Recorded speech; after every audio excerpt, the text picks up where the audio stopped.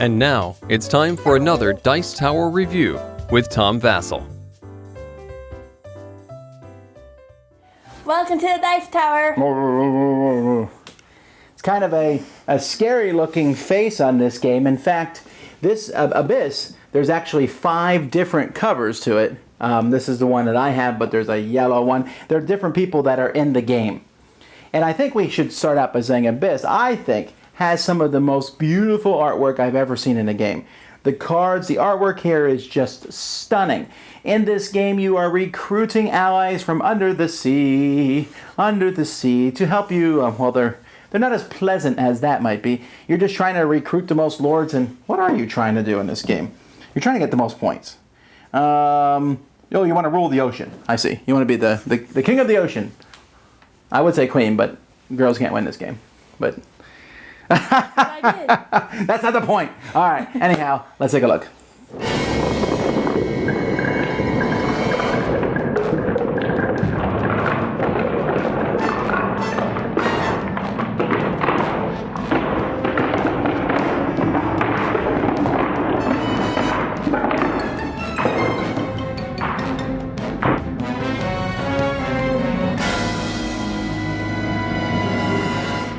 Okay, the first thing we'll do is talk about how you score this game. At the end of the game, you're going to get points for a variety of things. Over here you have monster tiles, which will be 2, 3, or 4 points.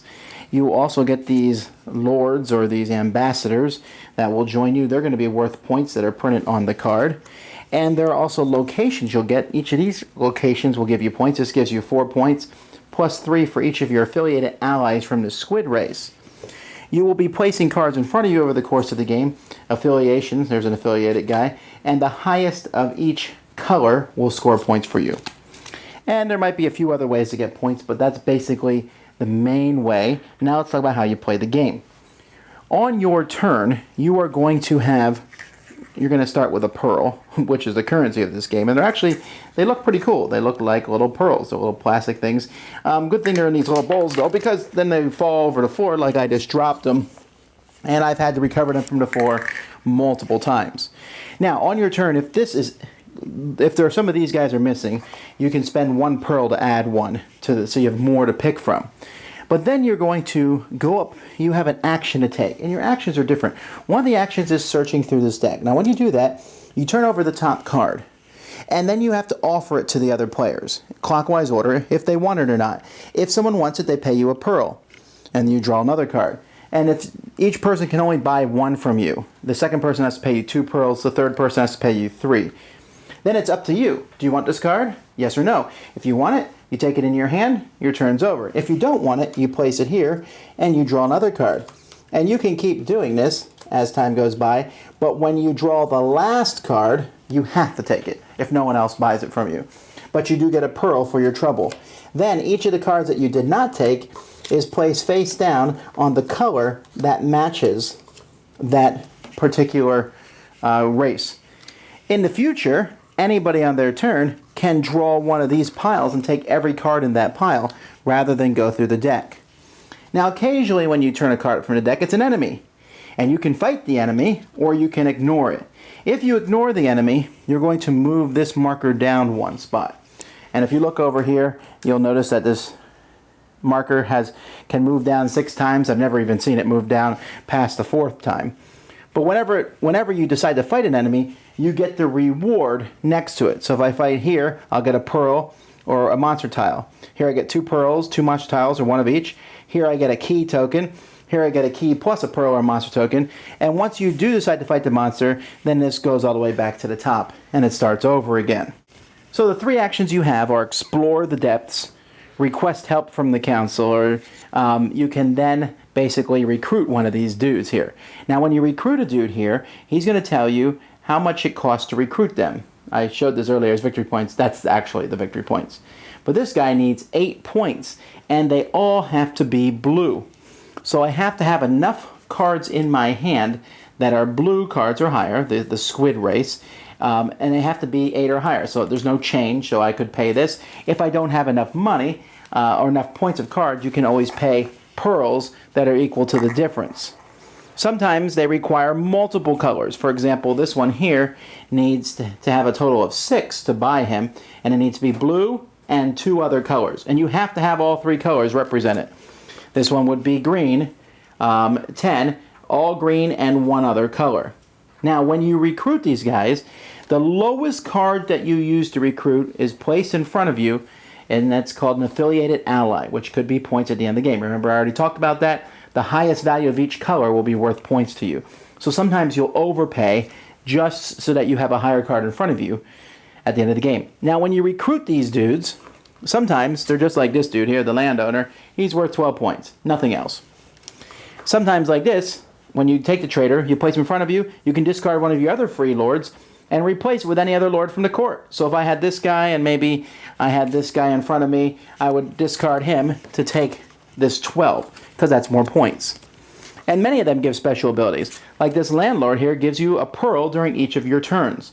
He also provides you with a key. Now at the end of your turn, if the lords or you have some keys that you got from fighting off monsters, if you ever have 3 or more keys, then you are required to take a location. You can take this face-up location, or you can draw 1, 2, 3, or 4 tiles from the top. However many tiles you draw, you keep one, and then you put the other ones face up. So you're like, oh, I'll take 4. That gives me a good chance to get one I want. Yeah, but then you give everyone else 3 tiles to pick from. When you take one, any lord that you've used their key to do it, you put them underneath, so their special abilities are no longer active. And so then they're locked in place. They can't be hurt by other lords. There are some lords in the game, they're warriors, they're the red guys, who will often harm your opponents. Like this guy, all recruitment costs for your opponents are increased by 2. Each of your opponents must discard an ally from their hand. Each opponent must return 2 pearls to the treasury. So these guys are kind of nasty, and they can sometimes affect your lords, but once they're behind us, they're locked. So it's kind of weird that you have these special abilities. This guy gives you a pearl every turn. This guy, when you recruit, you can use races of any color to recruit people.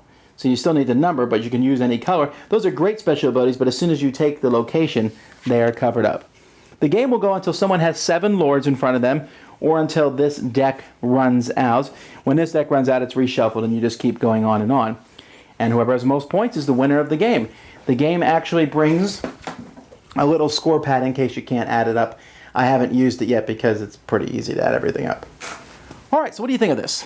I really like the game. I like how you can either choose to go through the pile and try to get that specific card you want, or like randomly get a deck and hope the card is in there. Well, I mean, randomly. See, I mean, it's really interesting. The farther you go through that deck, the more cards you're sticking in those piles. So sometimes I'll be like, oh, I just drew 3 blue cards. Wow, the next person's turn, they're going to take that whole stack of blue cards. That's a great thing to do. Now, I didn't mention here, when you take a lord, it's not replaced.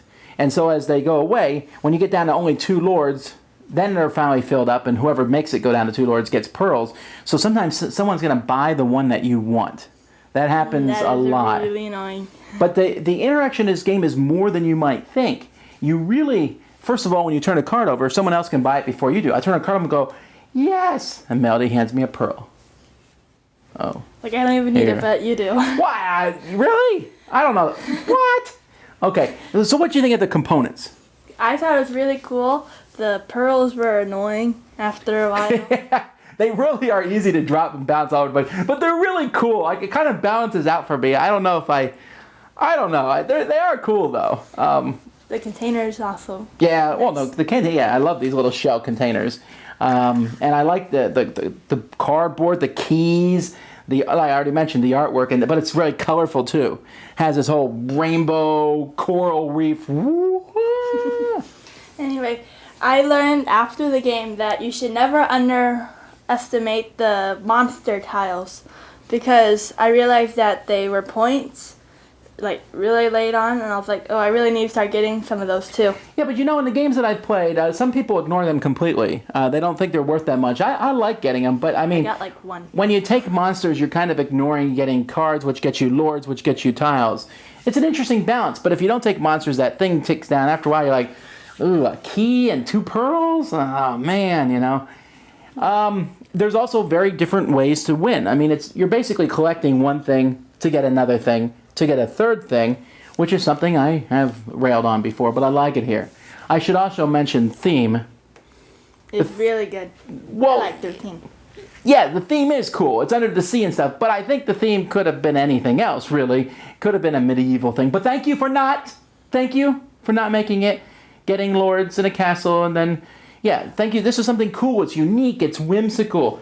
And so I'm not going to say the theme's super strong, but this game was really impressive to me because there's so many different ways to get points, and it wasn't difficult, but the interaction where you buy cards from other people, where you buy the lord before somebody else, where the cards that you don't take become piles. I love the abilities of the lords. Like, there's some that are more powerful than others, but have lower points.